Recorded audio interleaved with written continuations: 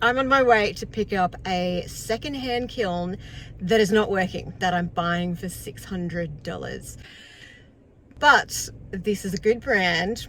It just needs some replacement parts, which I should be able to do myself, which will make it actually a really good bargain, because if it was working, it would probably be about $2,000.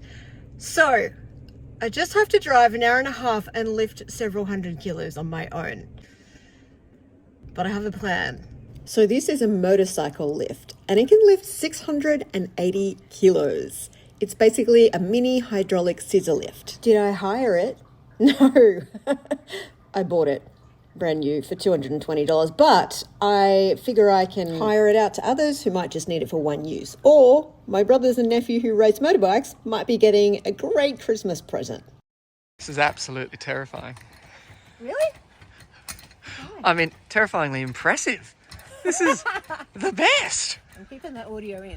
So this has a really low profile starting at 11 centimeters, and it will lift it to 37 centimeters, which might not sound much, but that allows me to get it into my car. Then when I get it home, the wheels on the bottom will help me take it exactly where I need to in my house and set this baby up.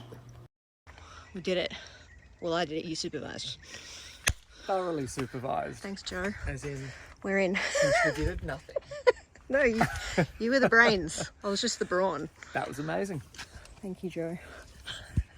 All right, my new baby is tucked in, secured in place. Let's go.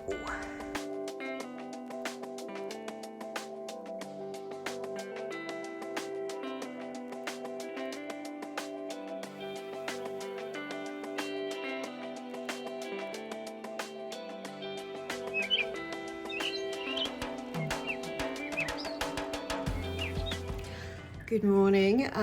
So now all I have to do is replace the kiln elements, and I'm going to upgrade them from 20 amps to 25 amps because I have to replace them anyway. And he said that was a good idea. I have no idea what I'm doing, but I'm going to learn all of this, and I'm going to take you along on the journey with me to install the new elements myself. So if you want to watch the rest of me fixing up this old kiln to get it to working condition, make sure you're subscribed and turn on your notifications. See you soon. Bye.